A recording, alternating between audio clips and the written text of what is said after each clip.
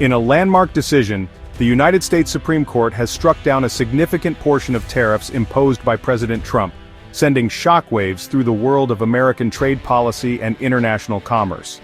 The court ruled that the president overstepped his authority under the International Emergency Economic Powers Act of 1977, a law originally designed to give the executive branch tools to respond to extraordinary foreign threats, not to unilaterally reshape trade policy.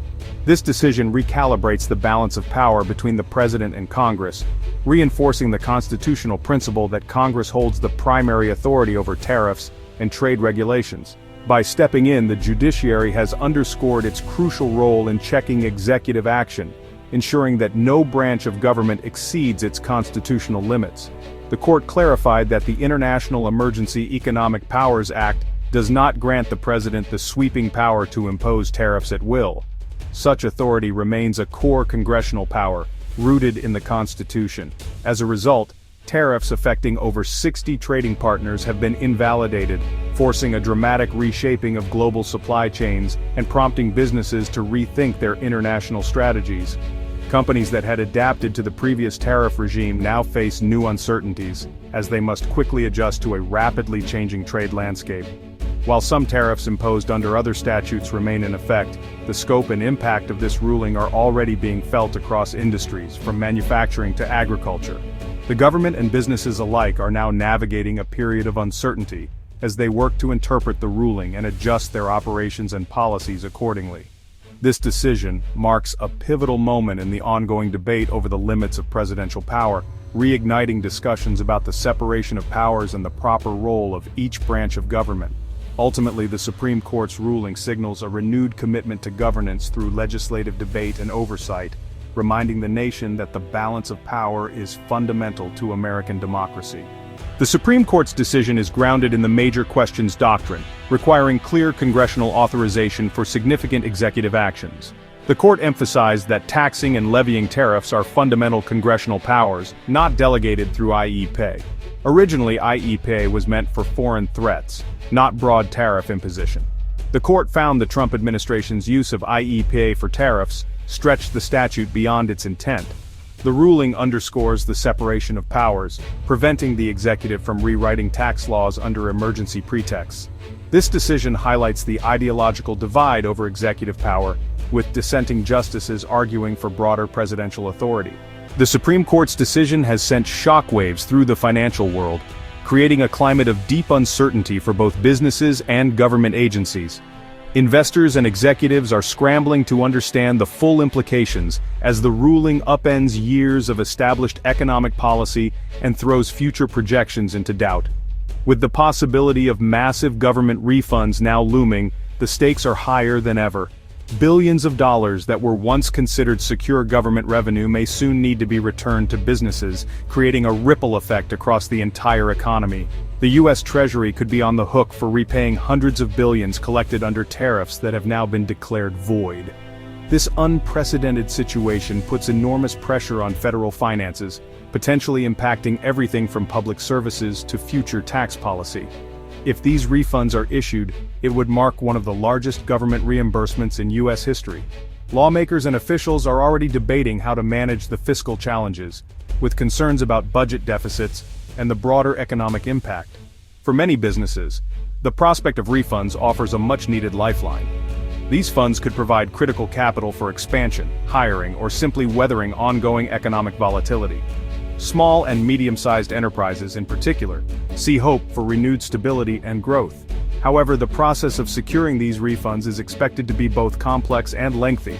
Legal hurdles, bureaucratic delays, and the sheer volume of claims will likely leave many companies in limbo for months, if not years, as they await resolution. Consumers, meanwhile, should not expect to see immediate relief at the checkout counter.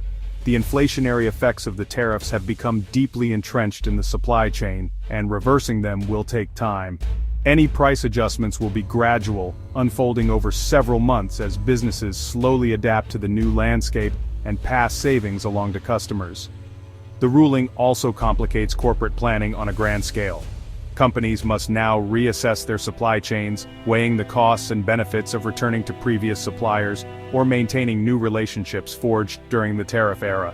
Strategic decisions loom large as businesses debate whether to revert to old supply chains or stick with the new ones they've built. Each path carries its own risks and potential rewards, making the decision even more challenging. This uncertainty is already affecting long-term inventory and investment planning. Companies are hesitant to commit to large purchases or expansion projects until the full impact of the ruling becomes clear. As a result, businesses are being forced to navigate an increasingly volatile global trade landscape where every decision carries heightened risk and unpredictability. Ultimately, the Supreme Court's decision is reshaping corporate strategies and altering the dynamics of global commerce, with consequences that will be felt for years to come. President Trump's reaction to the Supreme Court's decision was swift and defiant, denouncing it as judicial overreach. He appeared visibly frustrated as he addressed the press, insisting that the ruling undermined his administration's efforts to protect American interests. Trump argued that the court's move was politically motivated, claiming it would embolden foreign competitors and weaken the United States on the global stage. His tone was combative, and he made it clear that he would not back down easily. He vowed to fight on, framing it as a political challenge to his agenda. At rallies and on social media, Trump rallied his supporters, urging them to stand with him against what he described as an unfair and partisan decision. His base responded with enthusiasm, echoing his calls for resilience and determination. Senior officials quickly convened to discuss next steps, outlining alternative legal avenues to maintain trade pressure. Advisors debated the risks and benefits of various strategies, determined to find a way forward despite the setback. The administration considers using Section 122 of the Trade Act for temporary surcharges, exploring whether this provision could provide the flexibility needed to impose new tariffs without running afoul of the court's ruling. Legal teams pored over the language of the law, searching for any possible leverage.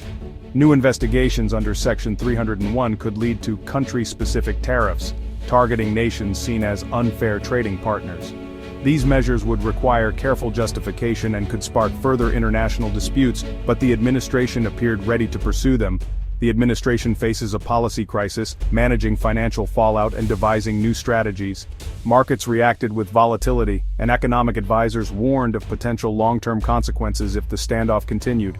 Trump's defiance suggests further executive actions, testing presidential authority limits. He signaled that he was prepared to use every tool at his disposal, even if it meant pushing the boundaries of executive power. The decision sets the stage for future clashes with other government branches, highlighting the ongoing struggle between the executive, legislative, and judicial arms of government. As the administration charts its next moves, the nation watches closely, aware that the outcome could reshape the balance of power for years to come. The Supreme Court's decision has global implications, with relief and recalibration from trading partners. The ruling offers potential de-escalation of trade wars, welcomed by the EU and others. However, uncertainty remains as the Trump administration explores alternative measures. New tariffs under different authorities keep the global economy on edge. Countries like China and Canada see legal vindication, strengthening negotiation positions. The ruling forces the U.S. back to the negotiating table on equal footing. The global impact depends on U.S. executive and legislative responses. A reassertion of congressional authority could stabilize international commerce. The Supreme Court's ruling is a check on the imperial presidency, emphasizing separation of powers. The decision reasserts Congress's constitutional primacy over taxation and trade. It forces the executive to seek congressional authorization for major economic initiatives. Future administrations must work with Congress for trade policies, reducing emergency power reliance. This shift encourages durable, bipartisan trade policies through legislative debate. Congress faces renewed responsibility to reclaim its constitutional role in economic policy. The ruling challenges lawmakers to engage in shaping U.S. trade policy. The Supreme Court's decision ushers in a new era of legislative involvement in trade policy. The ruling fosters a stable, constitutionally sound framework for U.S. global engagement. It incentivizes executive negotiation with Congress, reducing emergency power use. This could revive bipartisan trade consensus, providing stability for businesses and partners. Allies may find a more receptive audience in Congress, paving the way for multilateral agreements. The future of American trade depends on political branches' responses to the court's directive. The ruling resets the institutional process, challenging leaders to engage in deliberation and consensus building.